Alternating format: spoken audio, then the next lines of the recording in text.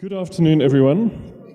My name is Federico Freschi. It's my great pleasure and privilege to welcome you to this, the first session of the panel discussions we're having as part of the Collectors Forum. Thank you very much to the Johannesburg Art Fair, to Sylvia, to the Goethe Institute, to the French Institute, and various other sponsors who made this possible. In this series of panel discussions, we're going to be looking at different aspects of collecting. We've got a variety of collectors and curators who are participating in these sessions, and we'll sort of go across the board, from big public collections to private collections and to everything in between. Our panelists, I'll introduce them to you in a moment, will each basically talk about their collections, and we'll deal with the issues as they arise from that. Each panelist will be given a chance to present. It'll be sort of between 15 and 20 minutes, after which we can open the discussion to the floor. I feel particularly pleased to be here as the Dean of a faculty that is committed to promoting excellence in visual art and design. I never miss an opportunity like this to advance my personal ethos that art and design are the most powerful and most powerful agents and transformative agents of democracy that we have. I think the growth in the market for contemporary art from Africa, in many senses, reinforces that. The sense that this is a continent that's opening its borders to a whole new kind of set of perceptions that are coming out of its visual art, and that this is going to an international audience who's very keen to participate in it.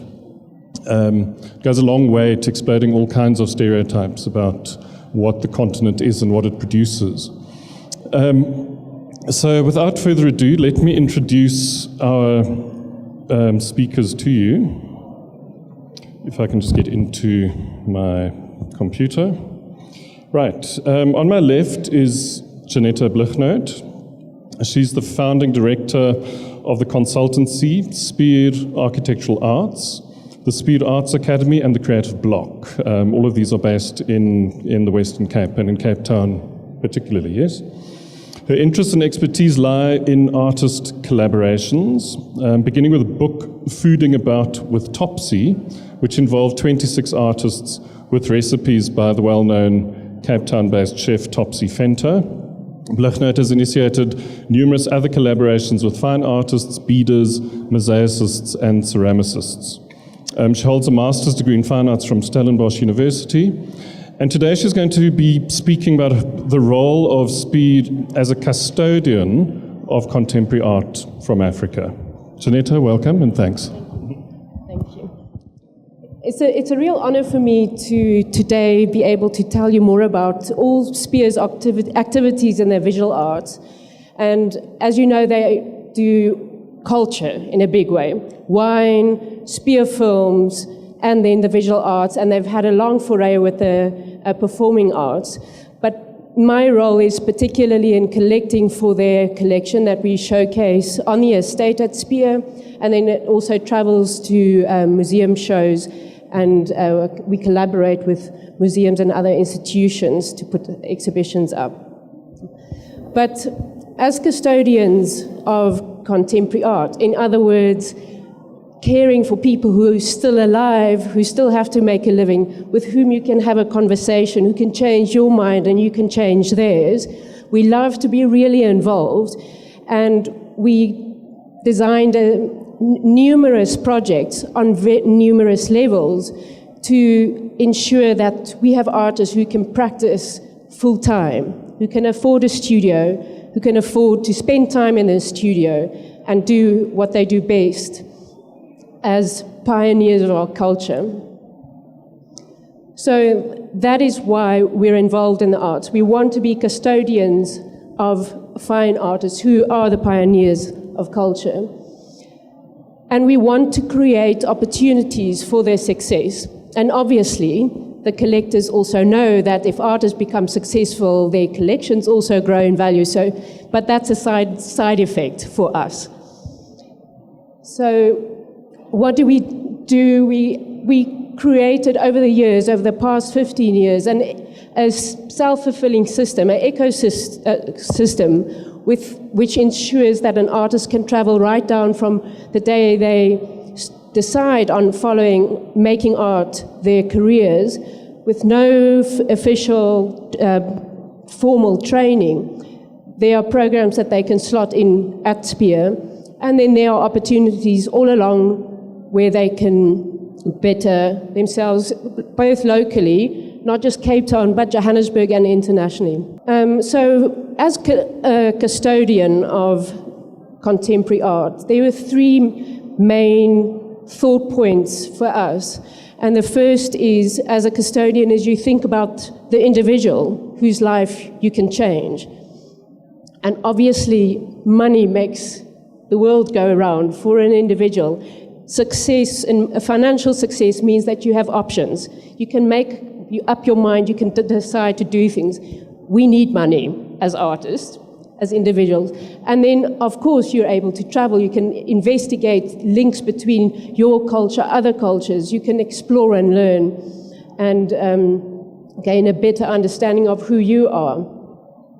Then the second main thought for us is being involved in our direct communities and in such a way that we're able to put energy behind social political change, positive change. And in the arts, it's therefore very important to debate, like we did just an hour ago here.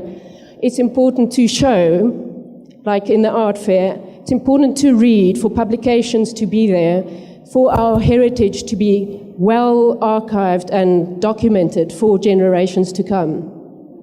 And then the third point, of course, is to create a real considered atmosphere in the workplace. So at Spear, we have the hotel, the conference center, the hotel rooms, but then in the administrative offices, we also make sure that we have challenging contemporary pieces for people to debate and start conversations with. And so we're very involved in showcasing natural talent and developing the talent. So the triangle here represents the ecosystem of projects that we have developed over the years. The size of the circle is the representative of the amount of artists touched by that particular project. And then the color of the circle is how established they are. So the white circles are projects that have gone a decade or so. It's already got quite a bit of traction. The lighter yellow circles are projects that we believe we're getting there, but there's still potential for partnering and growth in many ways. But it's not so important for me that you know each and every project here. Maybe just the main ones here would be the Creative Block, which is a project that keeps artists going with regular money, a once a month hand-in day where they bring back the blocks that we gave them, and artists get the chance to transform the blocks in whichever way they pleased. No set theme, not with commercial intent. So on the hand-in day, it's a very social day. About 60 artists come, bring their work. I go through the work, discuss it with friends, be quite critical. For me, it's a time to think out loud. And I think that is also a reasonably rare opportunity to have discussion about work in South Africa, especially if you haven't had the opportunity to learn in a university or a Technikon setup. So that day I select the work that I think is successful. The work that I don't think is that successful, they get to take home to rework or to sell elsewhere. The work that I select, the artists get paid on that day. So they're able to bank on the Vodacom account or the studio rental with that money, and then we sell it on through corporate partnerships. And our main partner here is Spear, and they just created the wine Creative Block in that collaborative process. And then a second and very important way for us, obviously, is just to buy art from to buy from galleries, from studios, and place in the collection. Very informal, obviously. And the other big commitment we have is the Spear Arts Academy. So it's so nice for me to be able to say the two big pieces in the center of the art fair are works created at the Spear Arts Academy. This is where students enroll for a 3-year program. Obviously, we select them very, very carefully with entrance examination. And the students get paid a monthly stipend to be able to study full-time. So mostly our students are in their later 20s, but from an array of backgrounds. You have to, however, be able to speak English, visual, your eye is very important, hand-eye coordination, and maths. And because you have to be able to one day run your own business, you have to scale up artwork, you have to weigh out materials, know how much it will cost. So we do teach maths, computers, business skills, art history, that you have an idea of where you fit in history and contemporary. You build up the lingo of the art world, I guess, to be able to really eloquently talk about your work later on. In the first year, the 2 majors with us is ceramic and mosaic, Italian mosaic built from stone using a hammer to cut the marble granite into smaller pieces. So your first year is very technical, and you need to be tenacious and very patient. It's learning how to cut little cubicles, pyramids, tiny little pyramids like this with a big hammer, with a blade like that. And then a year of technical exercises. In your second and third year, you get to work with contemporary artists who make concept designs for us especially, and very often for site-specific places. And the students get to know the artists who come in and talk about their work and their practice, what they think, what it was that made them successful. So we do try and work with the best artists. And then after finishing your third year and you have graduated, you have a bridging year with us where we give you studio space, but within our building, so that you kind of still have the master teachers around to ask for info. And then later on, you get given apprentices to work for you, so you get to learn how to be the boss. And so then we have a very core project for us was the Kubeka Bead Studio, and we have works on the show here at the Everard Reed Gallery that Wayne Barker designed. So the beadwork is on a 2-dimensional hard surface, and very precisely, according to the artist's design, beaded. The beads are strung and then laid down with a glue mix. And the collaborations there have been successful with very particular artists that we work with again and again, and the artists see the beadworks as part of their expression and included in their solo shows, which we're often very proud of. So we work very often with Wayne, we work with Lisa Grobler and Tamlin Blake. Last year at the art fair, we had Tamlin Blake showing her tapestries made from newspaper. And that is part of a project that we call the Spear Patronage Program, where artists that make work that can't really sit in the commercial gallery setup because it takes an extraordinarily long time to produce. And we partner with them in different ways. It depends on the individuals. Like with Berku, it was a 3-4 year partnership where we gave him the financial opportunity to create these large-scale works that you might have seen exhibited at the end of last year in the Maboneng district, the astronomical panels on glass. 5 minutes. But that gives you an idea of how involved we are in the grassroots and building relationships with artists on a long term. So then it's nice for me to show you where we work from. We have this 1900 building very close to the entrance of Parliament that was a packing shed. So it's huge open floors, wooden floors, that we have all these studios in, the Academy, Kubeka. We have an architecture firm, brand and graphic designers, Spear Films. and so we feel very at home there. And this is the open day where we have recruitment for the academy with so many people coming to visit to see what we do. The end of an installation where poor Irene and Nozi were the only females, about 200 construction workers. They were popular. And this nearly all-women team was the only construction team finished on time, so this was fabulous. Our graduation day, we make a big deal of because it's hard to commit when you have family that sort of put pressure on you to bring in the money. It's hard to commit for 3 years to learn. Yes, a very good motivator for the students is if you get above 75 for your first year and above 75 for your second year, in all your subjects, you get a 10-day overseas trip to go and see the important mosaics in Europe.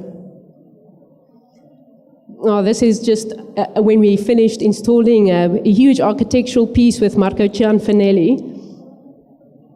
A creative block morning with artists coming to bring their work at Union House. And this is Maurice, part of our creative exchange program, solo shows for the first time that we enable them with financially. And then the work that we did before this piece with Gerard Marx is the Wayfarer by Conrad Boertes, installed at the new Teleshoor complex just beyond Fourways, 4 stories high. And our first architectural piece was with Clive van der Berg, installed in London. We did work with Pat for the University of the Free State. And that is SPEAR and its involvement as custodians. Thank you.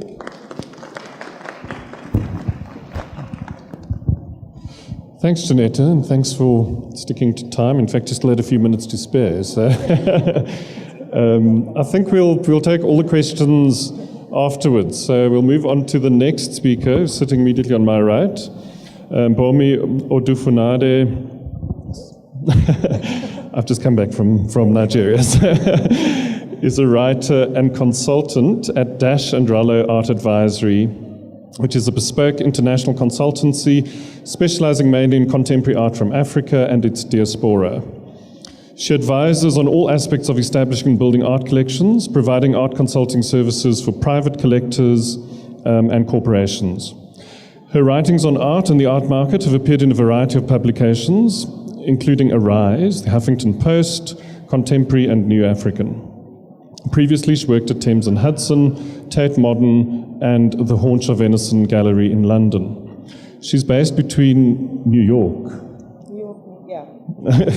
Okay, she's based in New York at the moment, but also spends time in Lagos and in London.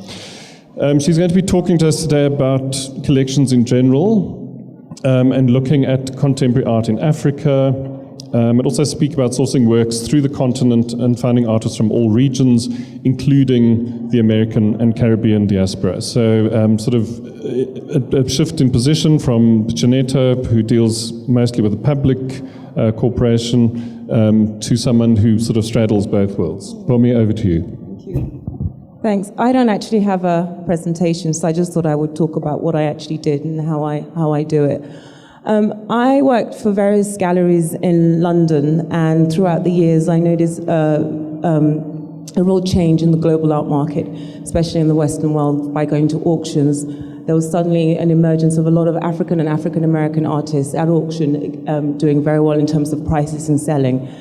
So I then decided that I would like to concentrate on a market where I could source work for African and African-American collectors right across the world, in a sense that what I was seeing was there was a real domestic way of collecting. So if you were a Nigerian collector, you only collected Nigerian art. If you were a Ghanaian collector, you only collected Ghanaian art.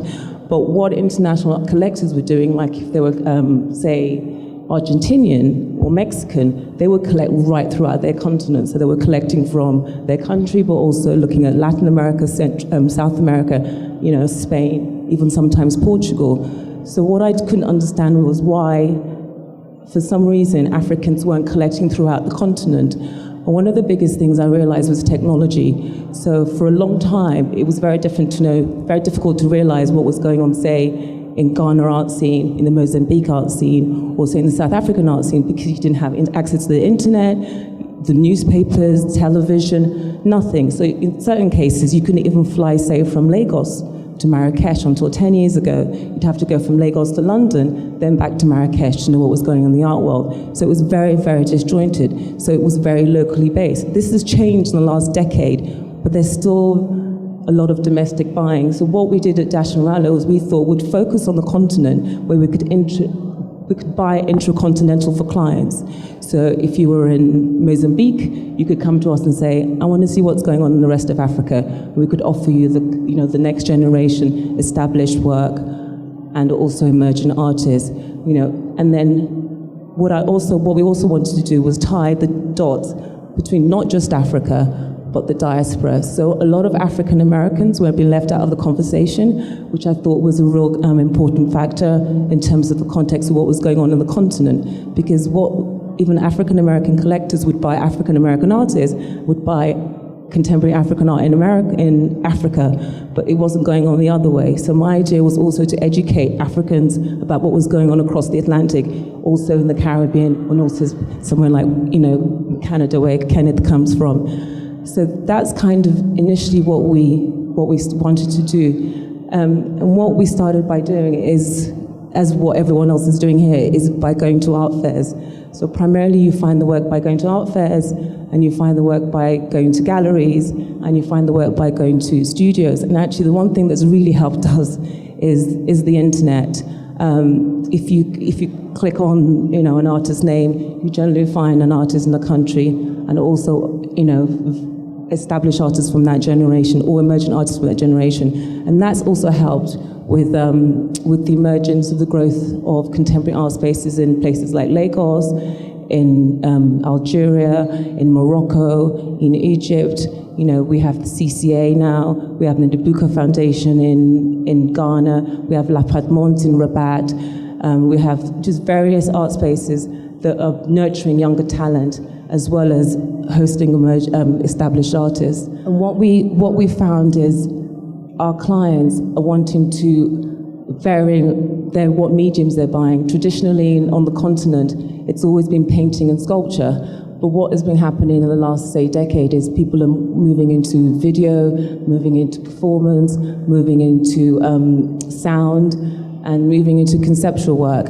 And this also was one thing we wanted to portray, was that African contemporary art wasn't just about making masks or wooden sculpture.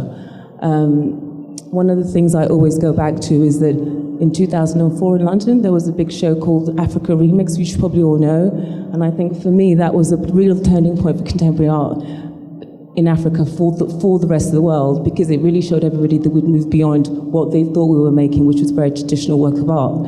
And there were always, and what I always say to people, if you look at a lot of people in that show, people don't actually realize. A lot of them weren't very known at the time. So people like Julie Moretu, Munya Fatmi, it had, the Kenyan? We get Chimutu, Yinka Shonobare. There was a sea of artists that were very, very, very unknown, and who are now very household names, and also whose work is selling very well. So for us also, that was the context of what we wanted to do, was to sell those works to African collectors and show people that the work was doing well, but also find the next generation of artists working on the continent and off the continent. There's also what we found is there's also collectors that weren't buying work from certain African artists if they weren't living in the country. So they didn't regard you as a Nigerian artist if you were living in London or in New York. They only wanted to buy Nigerian artists living in Nigeria. And one of the key things we always wanted to remind people was that Picasso barely lived in Spain for his whole career. That doesn't mean he's not a Spanish artist, because he lived in Paris most of his time. So there's always this kind of the problems that you kind of go with, and you do have to educate a lot of your clients about what they're buying and why they should buy it in terms of that context. And for us, and one thing that we wanted to do is also work towards building collections, whereas people are quite limiting about what they want to do with it. So they might have a photography collection, but they don't want to collect, say, film or sound. But it kind of flows into that world, and you kind of then can have a pretty good medium of what you have within your collection. I don't really know what else to say apart from, I kind of work between these two. So we do work for private corporations in terms of sourcing work. We're at the moment working on a hotel in Lagos and filling their public spaces. But I also work with private clients in terms of building their collection. We're kind of what we call a one-stop consultancy. So whatever you want, we basically try and find it for you. Or if you don't know what you want, we'll try and help you find what you want. That makes sense.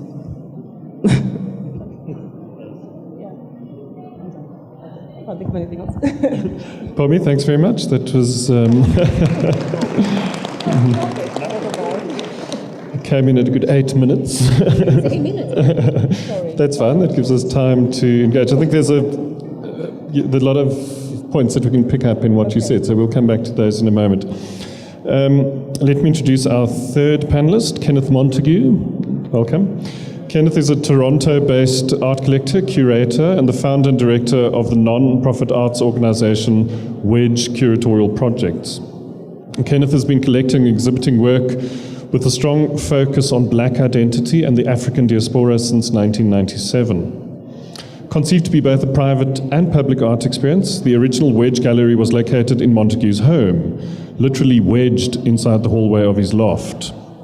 The Wedge began showcasing and promoting works exploring notions of Black subjectivity and cultural representation, and in this way filling a gap in Toronto's art community. Montague sits on the advisory board of the Ryerson Image Centre in Toronto and the Africa Acquisitions Committee at the Tate Modern. He was until recently a member of the Photography Curatorial Committee of the Art Gallery of Ontario, and is a frequent panelist at international art symposia, including the Bamako Encounters, ARCO, and IPAD. He has lectured, and that's AIPAD, not iPad. He has lectured on collecting art at various institutions, including the Studio Museum in Harlem and the Calouste Gulbenkian Foundation in Lisbon. And, I'm amazed you left time for this, he is the principal in a group dental practice in Toronto, Canada. So Kenneth, welcome, and you're going to be talking to us about your collection, basically. Thanks, Federico. Appreciate it. I'll show a series of slides that sort of take you through a story of how I ended up moving from being a dentist, which I still do, to showing work that I love privately to friends, and then publicly with a space called the Wedge Gallery, and then over time realizing that I prefer to tell stories than sell art, and moving into a curatorial practice while collecting at the same time. So it's an interesting duality in my life, being a health professional and involved in the art world, but there are connections that can be made. You'll see as we go along. This is a space that you can see has a wedge-shaped hallway. I used to live in this space 10 years ago in Toronto. So it was an old knitting factory that was converted by a group of us into a loft. And that space, from when we were designing it, and this is Del Terrelong, who's a Jamaican Canadian like myself. He's the designer of the space, and we called it the Wedge in plan when we were putting this thing together. And later on, it had this double meaning of kind of being a space that, for lack of better words, would kind of wedge artists who I felt passionate about into the mainstream of contemporary art. So this double entendre, this wedge, is sort of working, kind of moving forward with the curatorial project as well, right? So you can see some examples of shows I used to have in my home. This was a Van der Zee show, like Harlem Renaissance work.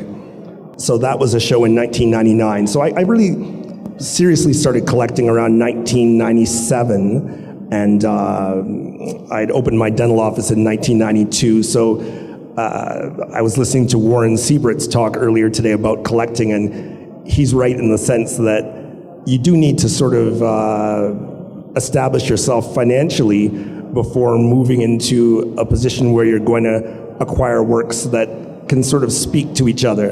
And I will say that you don't have to have any money to start a collection, but to get to the point where you're starting to really think about the works and be able to put them together in a way that's sort of coherent and moves your collection forward does require some financial outlay. So there is this aspect of my life where I'm kind of in some way making money at the dental office, but also losing money with art that over a while, wasn't sustainable. And so what happens is, in my case, it became important to make my curatorial work a not-for-profit organization where you can then get government grants and corporate money in to sort of bolster up this project so that it can reach more people. So we'll talk about that maybe in a minute, about how the balance happens with collecting and curating. So these are shows that I had in my home. It was the first solo show for all of these artists in Canada. Seydou Keita, Tony Gleaton, who's worked with Latin American artists and subjects. Okayo Jakeri from Nigeria, this was in the year 2002. Jamel Shabazz, and sort of an important document of the birth of the hip-hop culture in America in the 80s. Dennis Morris, who did some work in London in the 70s. And Jürgen Schaderberg, who's of this place. And Dawit Petros, who represents an African-Canadian perspective, and more on that in a moment. So wedge curatorial projects, as I called it, as I moved away from showing work in my home and started to get into curatorial work, we would produce books, we would put out music albums like this, and as much as possible try to make these things available to the public for free. So we try to get funding, as we still do, toward making these projects accessible. The whole idea is to be inclusive, not exclusive, but inclusive with bringing this work into, into people's lives. So we started doing a lot of exhibitions, and the fun part for me at this point, on the mid-2000s, is to sort of start curating exhibitions out of my own collection. And really there hadn't been that many people in Canada collecting the kind of work that is in the Wedge collection. So, I was showing work, this is an early show with work from the collection that's in Detroit, Michigan. And I grew up in Windsor, right outside of Detroit, the southernmost Canadian city.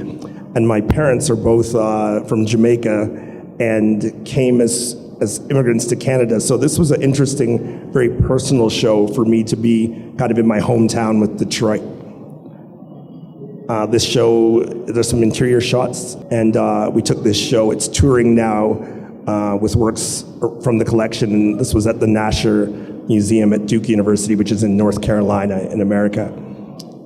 And then I started doing some more interesting kind of curatorial work. This is a show that I put together in Toronto, and it sort of was staged in the middle of another exhibition that was conceived by Camila Singh, who's with me in the picture. It's a Canadian curator. So the idea was to take works from the collection that used hair as a trope, around identity, which has been done many times, but we made it a public project where we did I got my barber, my Caribbean Canadian barber, to come in, and we did a public hair cutting and things like this that sort of started to put the art into kind of unique settings and different contexts. We did a show called Always Moving Forward that was really a reflection of where I was at as a collector, beginning to go to the continent. So I had gone to Ethiopia, came to South Africa, went to the Bamako Biennale in 2007 and 2009, and started collecting not so well-known artists, mostly around photography, of course. So here's a work from Ida Malune that was in that show. And here's a kind of installation shot with some work from Hassan Hajjaj and others. But it was meeting Thelma Golden at the Studio Museum in Harlem, the director there, and she was the one that said to me first, Ken, you're bringing all these works from around the world, in the diaspora, and bringing them to Canada. You really need to start telling stories about your own African-Canadian culture and identity, and it really resonated with me because I had been wanting to do that, but feeling that people might not be so interested. And interestingly, the most successful show we've had to date has been this work called Positionist Desired, that was a survey of work in my collection that's all around African Canadian identity and introduced to the contemporary art world for artists that I felt strongly about, and many others, some examples of the work. So we have a very small black population in Canada, maybe less than 1%, but it's a very interesting story of migration, and in a lot of ways it's a kind of a microcosm of the story of the Black Atlantic. So we have a unique story, and then we have a catalog that goes along with this show that's available as well. And then we did a show last year that was very near and dear to me with my Jamaican heritage, about the birth of reggae music and how it sort of oscillated between Jamaica and some of the diasporic Jamaican communities. So we did a Toronto, Jamaica show called Reggae or Not. And these are images that really hadn't been in the contemporary art world that we're sort of trying to bring in. And just end by maybe whipping through some of the work in the collection. Always when I give a talk as a collector, people are like, don't tell the other story, we just want to see what you've got. So here's some stuff in the collection. You could just roll through these. Vander Zee and Dawood Bey, Malik Sidibé, some work from Umar Lee from Senegal, a Kara Walker print with a hand-cut kind of vinyl on it, Brendan Fernandez, a painting from Lynette Yadam Boyachi, who's actually up for the Turner Prize this year, which is thrilling, a painting from Barclay Hendricks, who's an important African-American painter, some work from Bruno Meyer that I bought from Bamako in 2007, Hank Willis Thomas, who's represented by Goodman Gallery here, Micheline Thomas, who just had a great solo show in Brooklyn, Hassan Hajjaj, and Mohamed Bourissa, who I think is a really important young artist from France. Work from Simon Wilms, who's Canadian, and another Canadian artist, Elaine Stochke. Vivian Sasson, who is doing, I think, really interesting, innovative work around identity. And Zavira Simmons, African-American artist, again, around identity. Manuela Marquez. And some new work in the collection this year from Christina de Middel with a series called The Afronauts that many of you are probably familiar with. And other new work from a contemporary Jamaican artist, Ebony Patterson. Some video work from Cuba. And some work from Sharon Nashat. Also collecting design objects, Stephen Burks, African-American designer. And this is my home now in Toronto, just to give you a sense of how I live with art. And I wanted to just end on a slide to show some of the work from South African artists that's in my collection. And you're probably familiar with most of those works. You'll see David Goldblatt and Peter Hugo, Zanele Maholi, among many others. All right, so it's a growing collection. And if you'd like to learn more about it, you could visit the site, which is posted there, wedgecuratorialprojects.org. And again, thank you so much to Leanne, Catherine, to Kara, to the gang at the Goethe Institute who brought us here. Thanks to everyone. So thank you. Three very interesting presentations coming from very different points of view. And I'd be interested to hear the questions that I'm sure are going to come from the floor. I think there are just some interesting points, if I may start off by asking a couple of questions to everyone. To Janetta, first, I mean, it's interesting that speed in a sense, is, the whole idea of your ecosystem, as you talk about it, and this idea of really being custodians of the next generation of artists, so that they can ultimately end up in Kenneth's collection, having been mediated by Bomi's influence. Of course, it's a vital part. It's sort of, I think that the art market as it's developed, certainly post Second World War, has really been about this idea of discovery. That's always about finding something new. Who's going to be the next big thing? I don't think that's what you're busy with at all. It would be nice if that happened. I mean, because as you say, it's about creating opportunities for their success, and if they're successful, then the collections become successful. It becomes that kind of self-perpetuating system. So the question really is, when you're selecting, because you talk about that process of artists making work and then bringing them to you, what are your criteria for selection? And to what extent does the market and your knowledge, sort of your high-level knowledge of the market, influence those kind of choices? It depends very much for what project I'm selecting, but when it comes to Creative Block, I really love to see that an artist struggled about the work a little bit. I like to see that there's a bit of their own blood and guts, and I never give them a real answer if they ask me, but what is it that I want them to make? That is definitely not the point of being an artist, is to try and please the market. So I think as true custodians, your role is to give a large enough, well, actually playpen, if I can call it that, because I think artists do their best work when they play, when they're really engaged with their own work, and engaged with their own pain, I guess. I think that's what we're quite good with, is to give them space to work those things out, and we're having fun at the same time. Okay, thanks. We can come back to that, because I think, ultimately the market at some point has to play a role.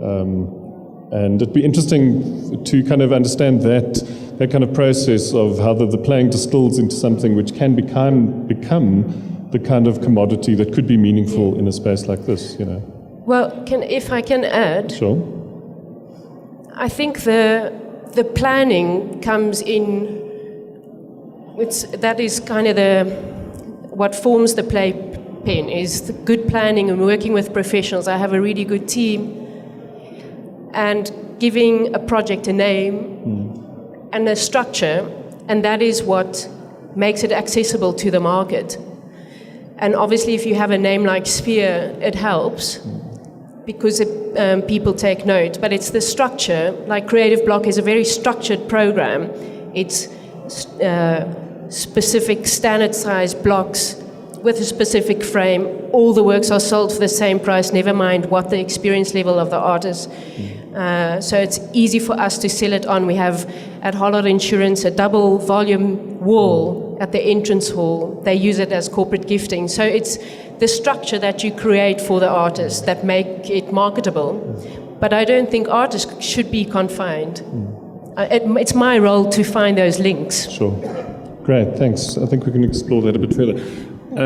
It leads quite well to the question I wanted to ask of Bomi. I think it's very interesting, the various points you made about the market for contemporary African art tending to be confined domestically, and the kind of role that you've been playing in expanding that market to a kind of an intra-continental space. And of course, you spoke about art fairs as being an important role in that. And of course, it seems that the one kind of feeds off the other, that the more you have art fairs, the more art fairs there will be, in a way. So my question partly is, how do you see the significance of an event like an art fair in terms of promoting exactly the kind of approach that you're trying to foster? Well, I think art fairs are really important. I mean, I go to most of the fairs throughout the year, and there have been a lot of dealers and galleries that don't like the fact that every single country in the world seems to have an art fair. For me, doing what I'm doing, it's been a really important. And also the thing is, it's a great way of introducing people one stop to an artist.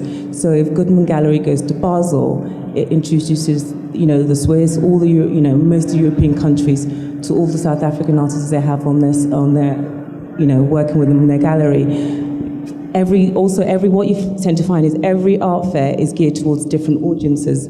So in a sense, you're attracting a new audience. So if you go to Basel, Switzerland, you're getting a European audience. If you go to Basel, Hong Kong, you're getting the Far East audience. If you go to Dubai, you're getting the Middle East, North African audience. If you go to Armory, you're getting the American domestic market. If you go to Miami, Basel, you're getting the Latin American market and also a huge part of African American audience. So they're all very different in terms of engaging an audience within the art world. And as we know, the art market also is about finding new markets. Once the economic decline of the East, of Western Europe happened, they tried to find new markets, say Russia, India, China, Africa, Brazil, to sustain their market. So in that sense, it's really important. Another point that you made that I thought was quite interesting is this desire, and again it leads partly to what the question that I asked of Janetta, of needing to find the next generation of artists that are working on the continent. And you made an interesting point about the fact that Picasso barely lived in Spain, and yet he's considered a Spanish artist. And I think that really comes down to a kind of a politics of location, which is so deeply complex and so layered in terms of understanding contemporary art from Africa. What is it that makes it African? And is that about a specific geography? Is it about an identification? It's about the person. It's about you. It's about where you're from. If you were born in Antwerp, but both your parents are Angolan, you're an Angolan artist. I mean, you can define yourself the way you want to. You can be a Belgian artist or you can be an Angolan artist. But for me, I think geography is so less important. I think but then what has happened is I do find that the next generation of emerging artists, a lot of people are staying on the continent now because there are spaces to show their work, there are schools to go to, there are biennials now, there are collectors now to sustain them, so they don't have to leave. I mean, Johannesburg is the perfect example. Literally everyone still lives here, from Xander Bloom to Zanelli to Nicolas Lobo. No one's left, so that's a really good sign. In the 80s, slightly different story.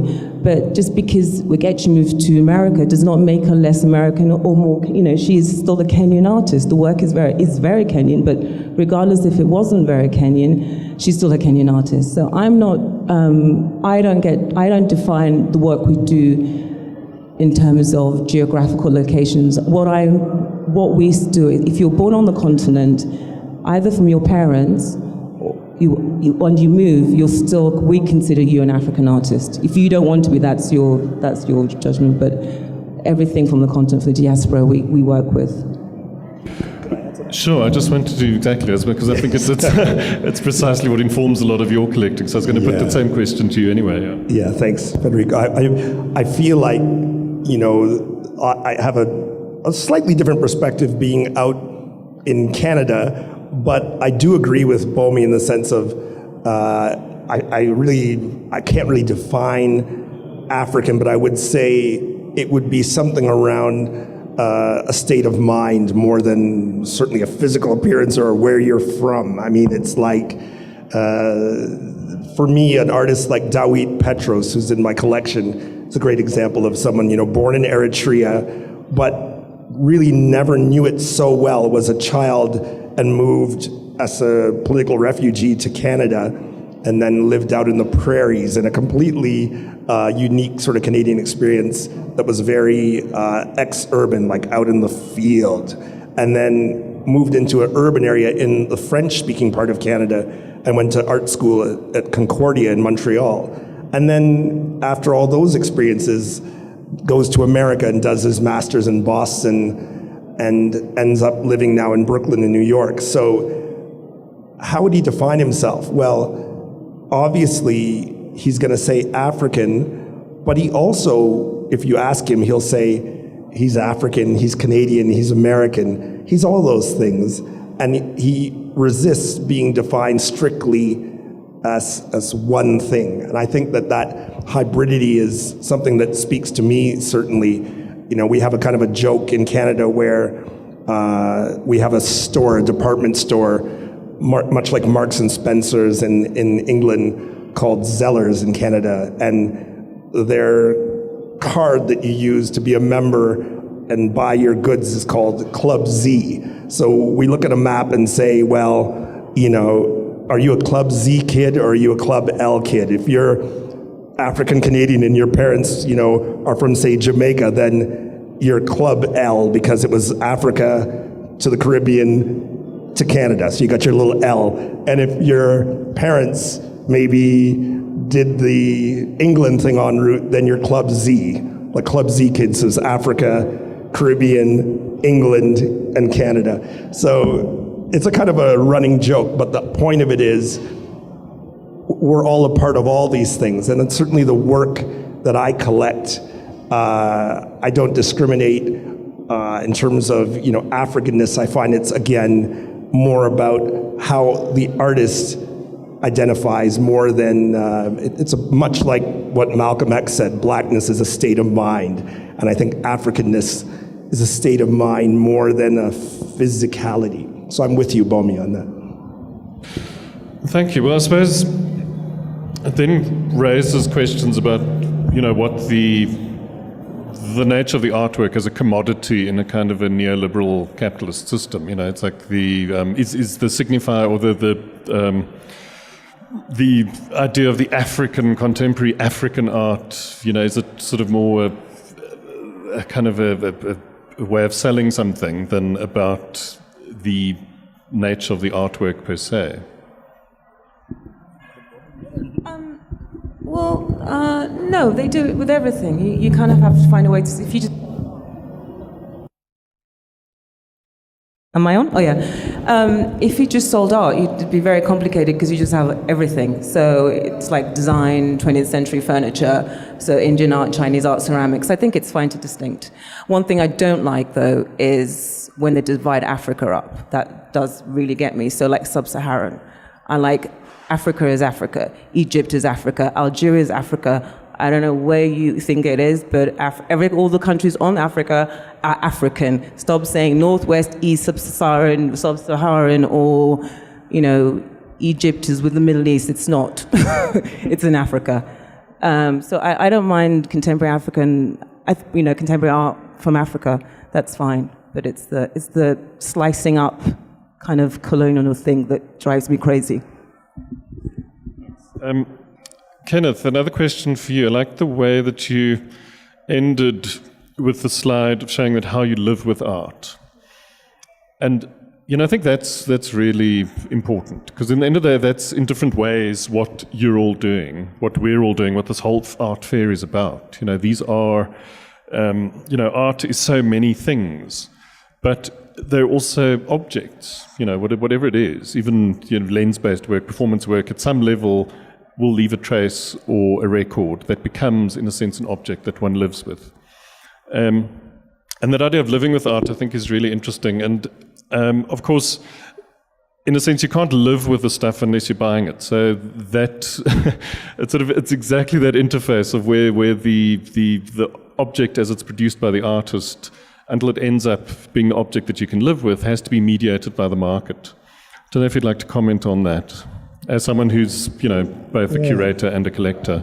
It's, you know, the old joke is, well, it's not even a joke, it's actually something that people still say at art fairs, you know, like, make sure it looks good over the sofa, is funny, but also, in a sense, true, in the sense that I have so much art at this point, maybe, I don't know, 300 plus photographs and other objects, that I couldn't possibly live with all of it. But whenever I buy work, I certainly think about how I'm going to enjoy it in my home. I try to make sure that, you know, I rotate work through.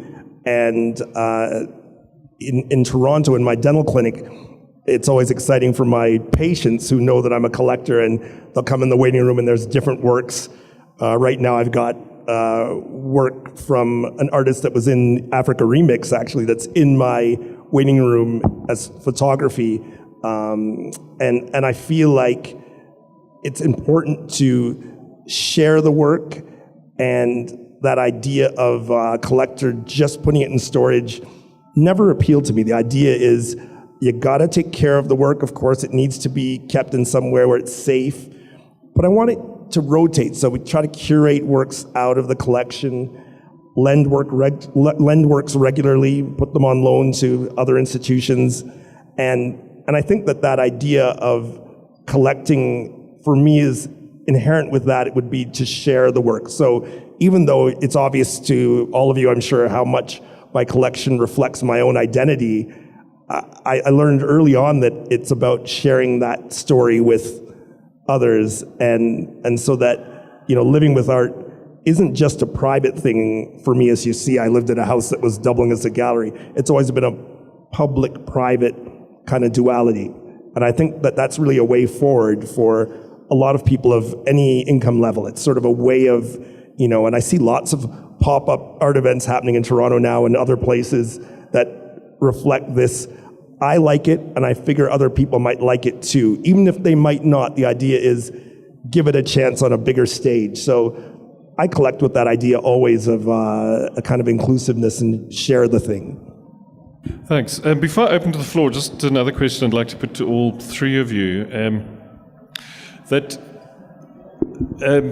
Bomi made the point that a lot of the works that are being produced and collected now are kind of lens-based, a lot of photography, a lot of video, and, you know, in other words, a shift away from the traditional media.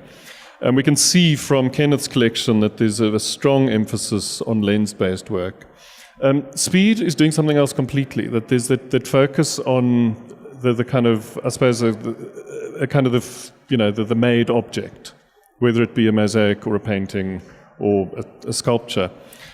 So just some comments from the panelists on, you know, also if you look at the fair here, the preponderance of lens-based work. Is that an aspect of a sort of a kind of a turn in the contemporary art world in general? Is it something, do you think, that has a particular resonance within the African context? And Janetta, from your point of view, how much do you expose your artists to non-traditional media? So let's start there. Well, I guess we're lucky in that we both collect for specific spaces and quite an array of spaces, and we're also involved in the making of work. So when it comes to the making of work, I particularly love that interplay between the formal fine art and craft, also because it is in South Africa a way of creating employment and enriching our cultural heritage by re-looking at traditional media. But we certainly do have a sizable photographic collection. And are your artists producing those photographs? The artists in your academies? No, they're seen as crafters. Yeah. Okay, so maybe someone from the floor will want to take up that distinction. Tracy, I'm looking at you. Regarding the question, I think a lot to do with is technology. Digital photography it's so cheap now. Printing, that's primarily it. And we now have 3 festivals of photography on the continent, so the Bamako, Lagos, and Ethiopia, Addis Ababa. So the growth has been incredible. And then the move into video because of digital photography, and then performance and sound, people like Emeka Obo. So, it was natural, but I think because the technology got so better and because it became so cheap, it's just easier. So they're all now experimenting a lot more. Yeah. Well, I guess this weekend at the fair as a collector, I've been most interested and most excited about new photography. So I think, from my perspective, there's like a next generation of people coming, like next.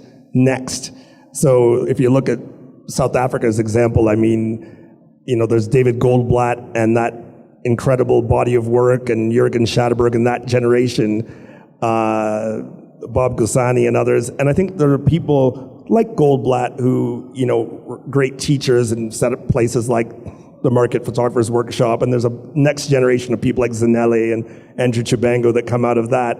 And now, I'm seeing work by young artists here. In fact, as a collector, the only stuff that I bought this weekend was really kind of young, emerging artists. I feel like it's super strong because there's such a legacy, here and in many other places that you're getting this rich history and legacy kind of inherent in the work. And now with new technology and social media and other things, there's some very interesting video work, young artists that are really expressing themselves in a kind of a way that I'd almost call post-identity.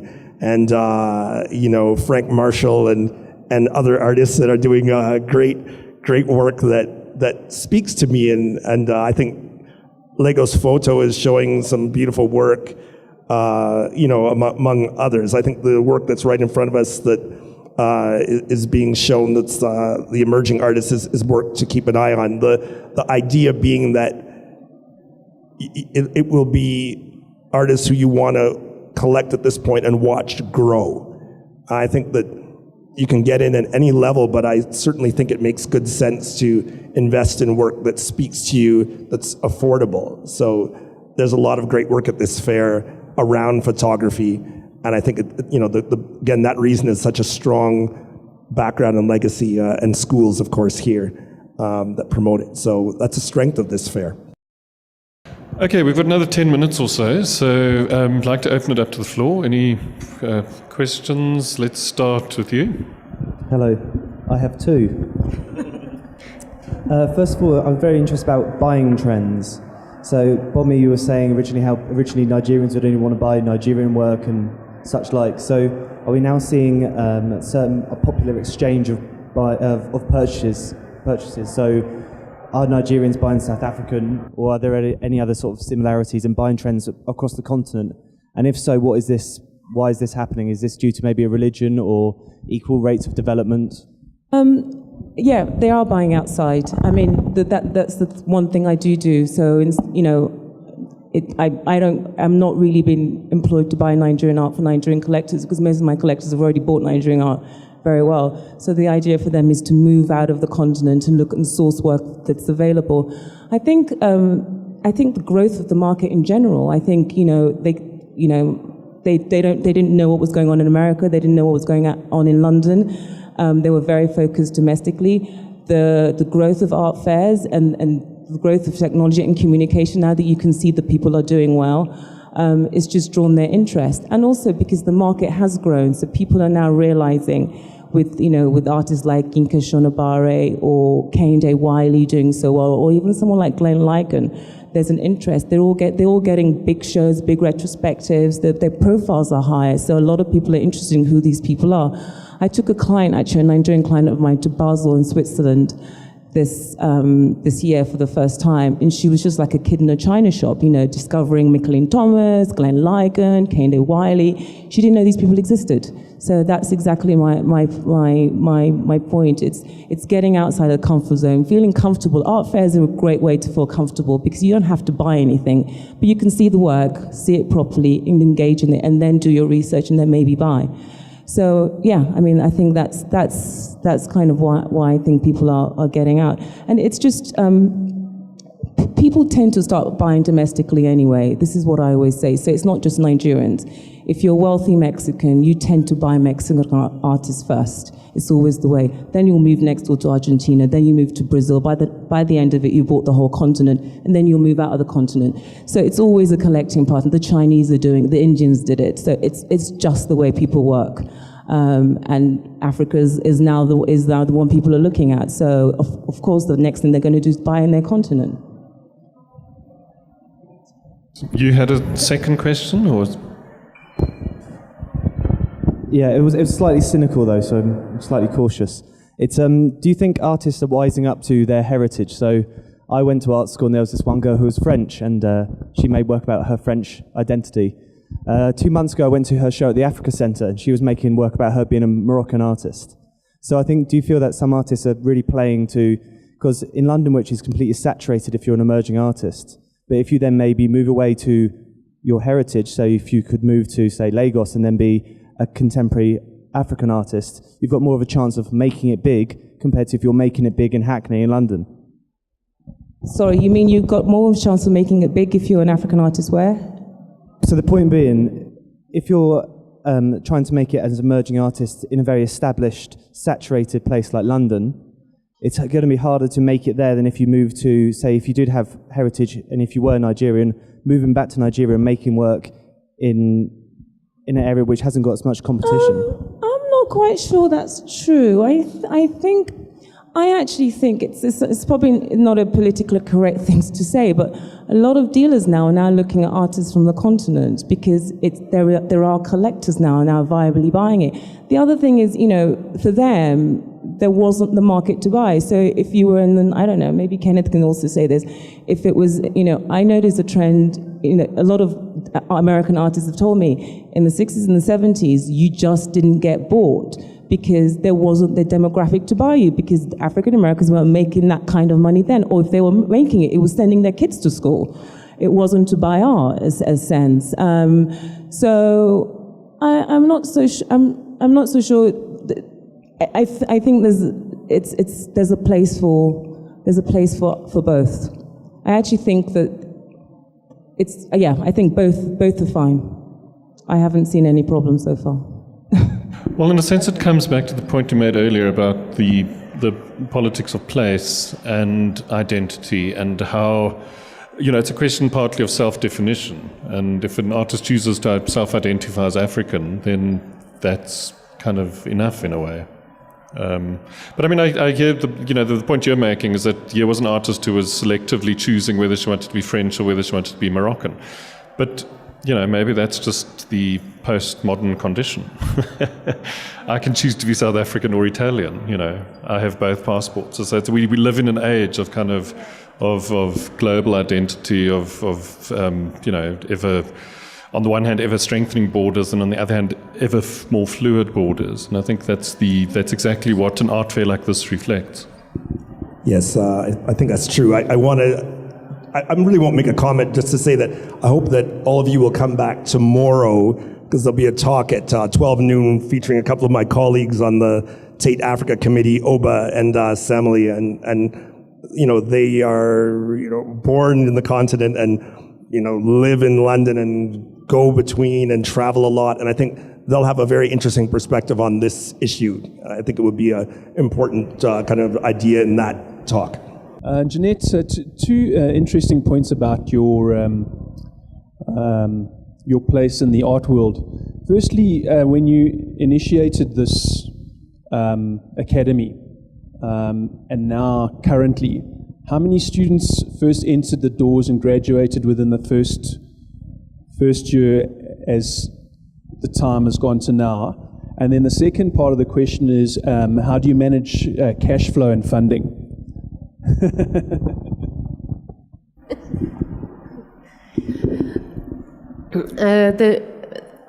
We have 36 places at the academy for students, all in all, spread over the 3 years.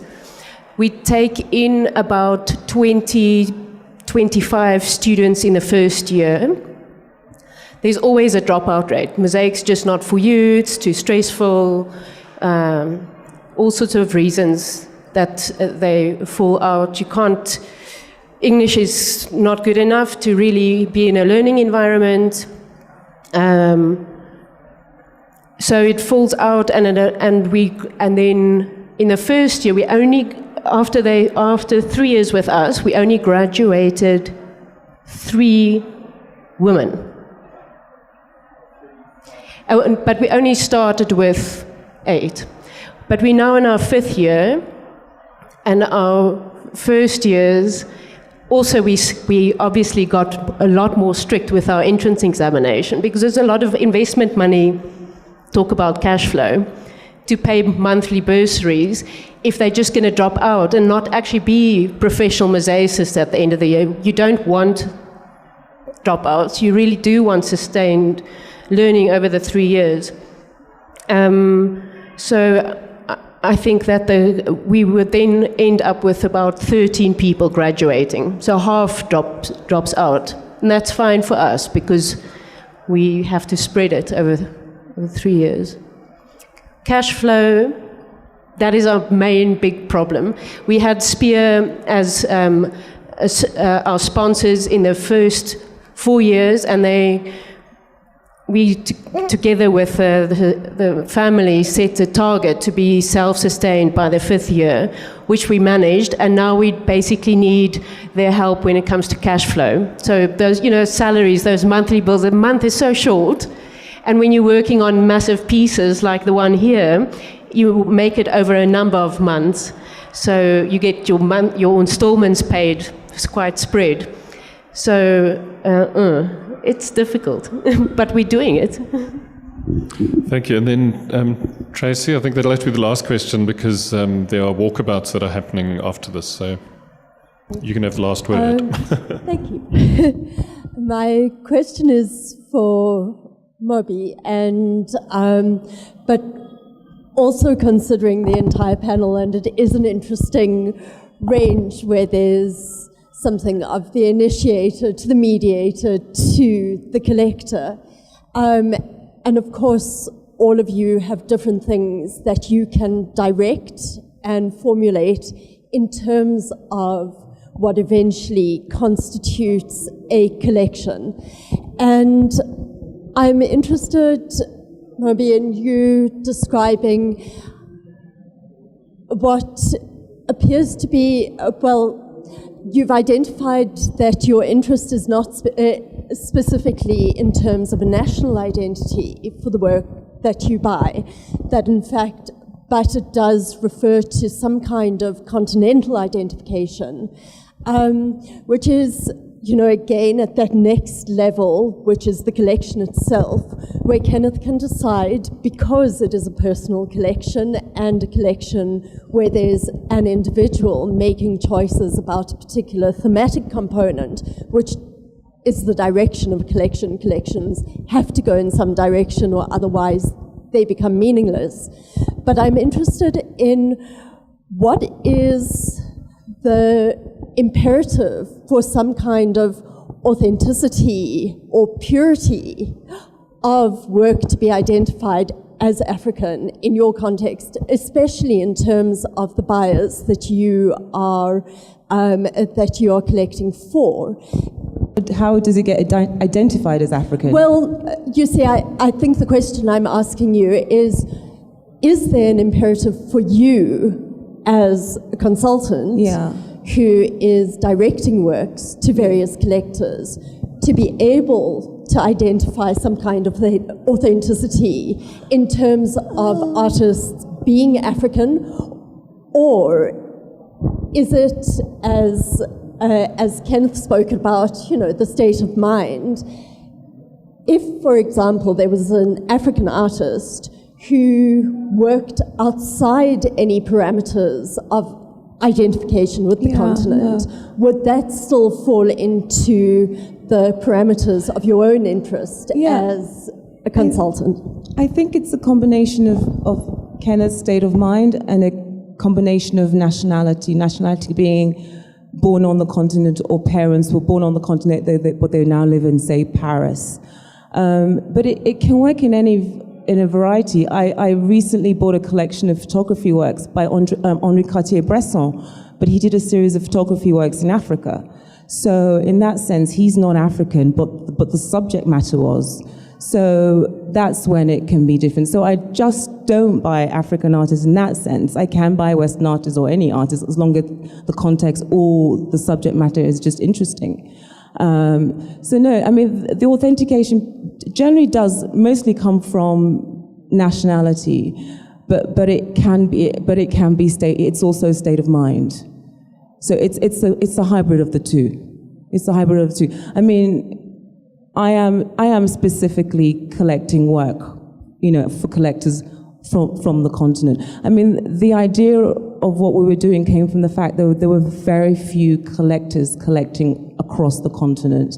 in terms of building a collection that could be Kenneth probably has one of the most beautiful collections that's actually intracontinental more than a lot of Africans do, and he's he's Canadian, so that's what I was trying to do, like make it so it was a continental thing.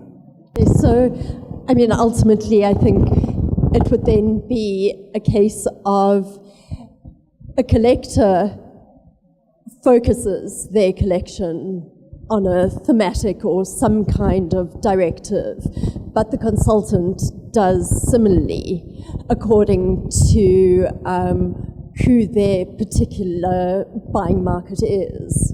Okay. I would like to just add that if you have a curatorial theme, you get to know that subject very well, and you read about it, and you can buy cross-continental. But for me, as a buyer for the collection, I am very glad that we're keeping it quite local without subscribing to geographical boundaries, because I wouldn't be confident in saying this is a great art piece if I'm not very familiar with the artist, their background. I wouldn't know how to read many contemporary works if I wasn't also knowledgeable about the bigger background. And I don't think it's possible for a collector to buy across the globe unless you have a very strict curatorial path that you're collecting in. It's too tricky. Kenneth, did you want to comment? Okay. All right, good. Well, I think we need to end there. Thank you for your presence here, and thank you for engaging with our panelists. A very big thank you again to our three panelists and for their interesting ideas. And of course to the Art Fair and Art Logic for bringing us all here, and to our sponsors, the Goethe Institute and the French Institute. Thank you.